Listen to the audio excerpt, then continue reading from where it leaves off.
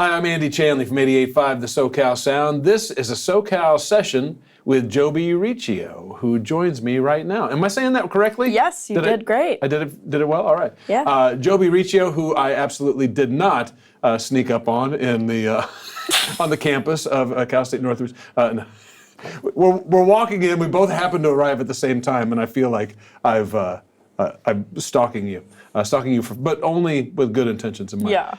Winner of the 2023 John Prine Songwriter Fellowship from Newport Folk. We'll talk about that a little bit later. Sounds prestigious. And her debut full-length album, Whiplash, is available now on Yep Rock Records. Thanks so much for coming by. Yeah, thank you for having me, Andy. This isn't the first time I met you, Yes. sneaking up on you outside. She wasn't entirely alarmed. We met actually months ago at a conference in Boulder, Colorado, which is actually in your backyard. Yeah. It happens every year there, but something you were blissfully unaware of until you showed up this summer.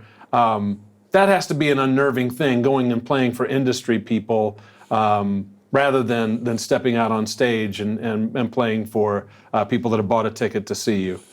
It is. It always is, because people, you just don't know what they're thinking sometimes, and they'll always listen very intently because they're music lovers, especially radio people. So yeah, you might not get that like crazy drunk guy whooping you and woo, yeah, at the bar, which, sometimes is annoying and sometimes is actually kind of like, yeah, okay, kind of hypes you up a little bit. So it's definitely different. Let me disabuse you of a notion. Radio people aren't thinking. You guys don't think? No. No head empty, no thoughts? Not thinkers. not in this industry. No. Okay. Got it. The name of the album, Whiplash, we were talking about that. Now, you moved from outside Colorado, outside Denver, to the East Coast for school. You went to Boston for school, and then to Nashville. Now, that's home base now, Nashville? Yes. Is the title, the album title, Whiplash, is it at all related to, that's a pretty drastic change of venue from the suburbs of Denver to Boston, and even all my friends live in Nashville now. They say it's the most bustling it's ever been. Yeah. Does that contribute to the title at all? Yes, absolutely. I mean, the title completely pertains to that, and just talking about like dealing with a tumultuous period of change in my life, which I think a lot of people experience when they are in their late teens and early 20s, which is the perspective I was coming from writing all of the songs on this record. And moving around and dealing with a lot of culture shock and just a lot of change in my personal life as well. Well, we don't want to make people wait too long to hear a song. You're going to do 3 for us today off of the new record. The first one is actually the title cut, Whiplash. Is there anything you wanted to say to set this up before we hear it, or to speak for itself? Yeah, I think this song is really kind of the thesis of the album. So I'm talking about things, progressing really quickly and leaving home in the first verse, and then I'm sort of using this metaphor of a car crash and whiplash to describe undergoing like fast and intense emotional change in my life. And yeah, I did it all over a weird Joni Mitchell-y open tuning. That's just absolutely lovely. And this is a different version of you that I got to hear. Was you had the whole band before. When it's stripped down like this, you get a chance to hear the lyrics more and examine those a little bit more. There's another song on this album that I believe you're going to do for us next, Sweet. And when you hear it live with the band, there's really there's a Southern country rock. There's a Sweet Home Alabama kind of flavor to this. I would imagine you had a classic rock and country upbringing like I did. Tell me about that. You lived like right in the shadow of Red Rocks, right? Yeah, so I grew up in Morrison, which is right next to Red Rocks Amphitheater, and my parents were both music lovers despite not being musicians. So they were, children of the 60s and 70s, and they loved classic rock and country rock, the Eagles, Linda Ronstadt, people like that. And then there was also music like Sheryl Crow coming out, the Chicks, in my adolescence, which were like my idols at the time. And this song to me is really, I feel like I'm trying to channel artists.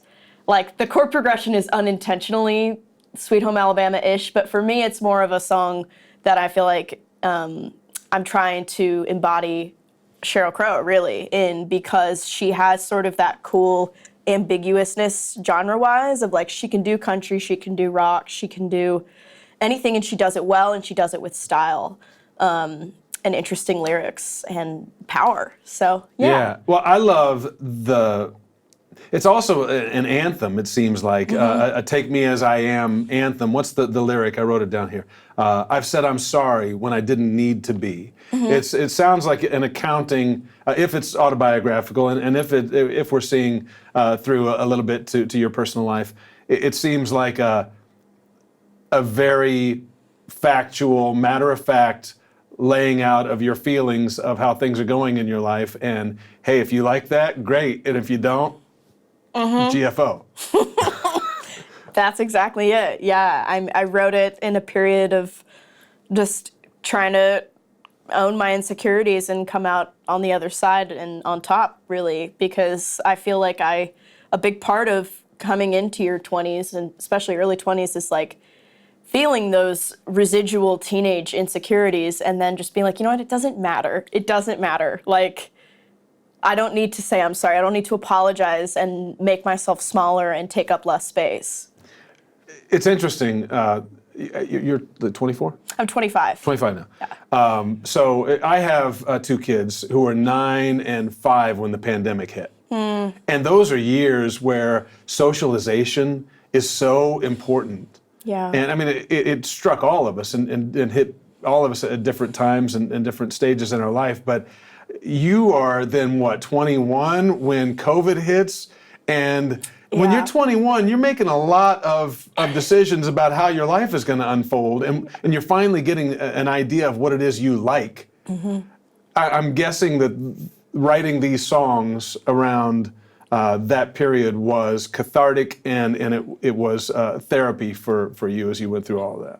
Definitely. Yeah, I feel like I was 22 really when it all started, and I just needed an outlet. I mean, it like was so strange to feel like I'm so young, and there's this whole narrative about the way that you are supposed to feel at every age that's like reinforced by movies and TV and songs and everything. And like, I was like, wow, I'm supposed to be, 21 and dumb or whatever, 22 and crazy. And like, you literally can't be, like, in a global pandemic. Can't afford to be, so, yeah. There was a bit of like a pent up restlessness feeling. And I definitely talked about that in a song that ended up being a bonus track on the record, Green Flash. So it's not actually on Whiplash, but it is out on streaming services. And yeah, that song is really, I feel like I wrote that in April of 2020, and just about like trying to figure out what to do and where to, where I should go, because I wasn't sure when music would come back, if it would come back, and I had, graduated college into the pandemic, and that was pretty scary because I graduated in 2020. Yeah, from music college too. So it's like already kind of going out on a limb. And then they were like, what if we drop you off of the limb into the air? Right. Good luck. What if? Yeah, Good luck. Have fun. We were talking about COVID and the things that it robbed from us a minute ago. Speaking of things that were taken from us during COVID, tell me about this John Prine Award that you won, the Songwriting Fellowship from Newport Folk. Yeah, so every year the John Prine Foundation, it's called the Hello in There Foundation, which is run by Fiona Prine. His wife. His widow. His widow, yes. And the folks at Oh By Record, which was his record label, select a young songwriter that they feel embodies the spirit of John. And John Prine was a huge part of my musical upbringing and education. I feel like the first time I ever heard a John Prine song, I made my dad replay it. My dad was the person who showed me John Prine, because I was like, every lyric just hit me so strong. Like the imagery and the familiarity of his writing, like he's just the master of mixing like common language with beautiful metaphor in a way that is approachable to literally everyone. Do you mind saying which song it was? I believe it was Sam Stone. Yeah. Yeah. And then Hello in there. Yeah. And I was like, this is literally, these are the like most, like the songs just hit me unlike anything I had ever Gut punches. heard. Yeah. Because it's just like, you know, you hear those lyrics like the gold rolled through his veins like 1,000 railroad trains to, you know, describe like a high and an addiction. And I was like 16 years old, just like, oh my, like I have to like listen to this. It gives me chills, actually. Yeah. Goosebumps to hear you just recant the lyrics. Yeah, yeah, he's special. So this was just a massive honor, like the biggest honor that I've ever received. And yeah, I got to go play at Newport Folk Festival and meet the Prines and hang with them and the Oh Boy folks, and they were just completely as genuine and nice and wonderful as you would expect. Everybody that I talk to says that exact same They're thing. the best. My sister didn't know anything about John Prine's music. Yeah. She's watching PBS one night and she sees a special. It was John Prine's special. This is like 10 years ago. And she's so blown away, just like most people when they first experience his music, that she decides, I'm going to write him a fan letter and just say that was a really wonderful show. So she writes a letter, right? She looks up where his fan mail should go to. He writes back the next day saying, I'm so touched that you were moved by my music. Yeah. Thanks so much. Like, who does that? Yeah. Who does that anymore? Just the realest of real people. It's like so beautiful. Just incredible. Also, you won a few years earlier, the 2019 New Song Music Competition. And the prize was to go record in a studio. And when I read that, it struck me as like, it's like that scene in Star Wars where Luke goes back to the farm after he's been hanging out with Ben and everything's gone, everyone's gone. And like you have to go on this journey now, on this adventure. There's no looking back after you step foot in the studio and make a record. Mm-hmm. Yeah, and it was interesting too because I won that back in November of 2019, and then fast forward to February of 2020, and I, am talking with the producer and the owner of the studio who runs the contest, Gar Ragland, and we're dreaming big and getting all excited, and then March happens, and we all know what happened then, and then we sort of just put things on pause. I graduated college. I went and worked on an organic farm and lived in a revamped school bus and learned how to harvest crops. It's amazing. And just like did these things that I was like, there's, as a musician, like summer is our hottest season. You're gone all the time in the summer. So I was like, I've always wanted to do this and I have the perfect opportunity. So I went and did that. And then I came back and headed to Asheville, North Carolina, where Gar is based in the fall. And we started working on this record. That's great. Mm-hmm. So you mentioned that as a passion. What do you think? Let's say you do everything you want to do as a musician, and it's time to retire and find a new vocation. What do you think it would be? Well, it's a completely like leisurely thing, but I used to really love painting and visual art as a young kid, and I sort of have this vision of like wanting to move out to New Mexico and be just like an old desert lady with live in like Taos and 10,000 turquoise rings on and the longest hair you've ever seen. Yeah, maybe the local children call me the crone. That would be my dream. And then just like paint watercolor of the desert and just sort of like grumble about. That would be amazing. So I don't know. You put thought into this because this dream is rather crystallized. It's vivid. Yeah, it's vivid. And then I would hopefully own like a ranch and tend to the ranch.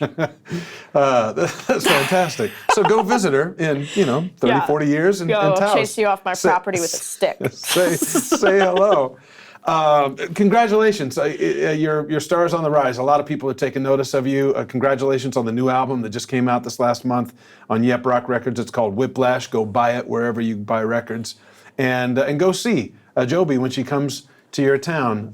Thank you so much for coming in. Yeah, thank you so much for having me. And you're going to play us out with one more. It's called For Me, It's You. I love the lyrics, and that everyone has a person who will never feel the way they do. For me, it's you. Such an unrequited love song. Mm-hmm. What else can you say about this before we hear it?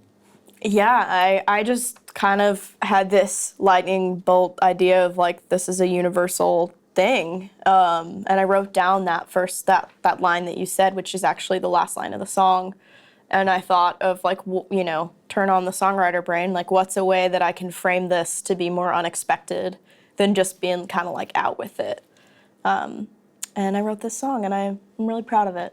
Yeah. All right. Jobi Riccio, thanks for coming by. Thanks for having me. This is For Me, It's You from Jobi Riccio on 88.5, the SoCal Sound.